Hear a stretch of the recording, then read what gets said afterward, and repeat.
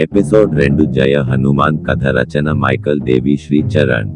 అలా పుట్టిన తరువాత నాకు ఏమి పేరు పెట్టాలి అని వచ్చిన జ్యోతిషులు చూసి ఇతను మామూలు మనిషి కాదు, శ్రీ ఆంజనేయ స్వామి భక్తుడుగా ఉంటారు.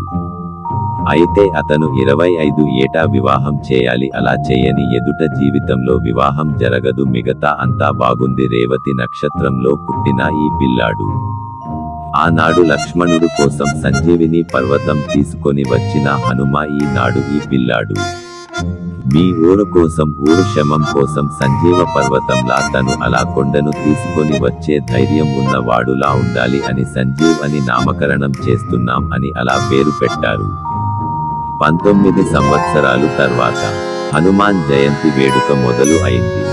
ఊరిలో అందరూ సంజీవ్ ఎక్కడా అని అడుగుతూ ఉంటే అలా వస్తారు.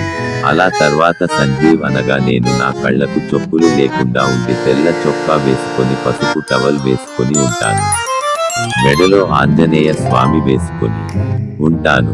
అలా రోడ్డులో నడిచి వస్తూ ఉంటే ఒక ఇంట్లో శుభకార్యం అయితే సంజీవ్ వస్తే శుభకరం అని నమ్మకం వాళ్లకు. అలా ఒక ఇంటికి కాదు, ఊరు మొత్తం ఇంటికి అలానే వెళ్లేవాడిని నేను, అనగా సంజీవ్. ఊరిలో ఏమి సమస్య వచ్చినా తానే చూసుకునే మనిషి సంజీవ్. అయితే మా తండ్రి దగ్గర పాగా సుబ్బయ్య ఉంటే వారు అతనికి ఓ కుమార్తె పేరు దీవెన. దీవెనకి సంజీవ్ అంటే చాలా ఇష్టం చిన్నప్పుడు నుంచి. కానీ సంజీవ్ కి నిత్య బ్రహ్మచారిగా ఉండాలి, హనుమా భక్తుడుగా అని అనుకునే మనిషి. కానీ దీవెన చేసుకుంటే సంజీవ్ తో వివాహం లేదు అంటే లేదు అని ఉంటుంది. అలా ఓ ఇంటికి శుభకార్యం చూసుకొని ఇంటికి వెళ్తారు. ఇంతలో అమ్మ నాన్న ఏదో పని మీద పట్నం వెళ్ళాలి, ఒక 15 దినములు రాము, మేము వెళ్ళి వస్తాము అని ధైర్యం చొప్పి వెళ్తారు. ఇంట్లో వాళ్ళు నీకు అన్నం వడిస్తారు, వాళ్లను అడుగు అని వెళ్తారు. అలా సంజీవ్ రాత్రి 10 సమయంలో హనుమా టెంపుల్ కి వెళ్తారు పూజ కోసం. గుడిలో ఒక్కడే. అదే సమయంలో ఉపరితమైన వర్షం, 10 మంది దుండగులు వచ్చి గుడి చుట్టూ అటాక్ చేస్తారు. అలా లోపల కూడా వెళ్తారు. పూజ చేస్తూ ఉంటారు. కత్తులు శబ్దం మొదలు అవుతుంది. అది గమనించిన సంజీవ్ పూజ హనుమా దీక్షలో ఉన్నాడు కాబట్టి అలానే జ్ఞానం చేసుకుంటూ ఉంటాడు. ఇదే మంచి సమయం అని అలా ఒకడు కత్తిలో సంజీవ్ అని పొడి చేస్తారు. తర్వాత వాళ్ళు సంజీవ్ని గుడి బయట పడివేసి వెళ్ళిపోతారు. అలా ఒకడు అన్న ఈ గుడి ఈ ఊరుని సర్వనాశనం చేయాలి అంటే శభాష్, అలానే చేద్దాం అంటాడు. రే వాడు పోయాడా లేదా చూడు అని అంటారు.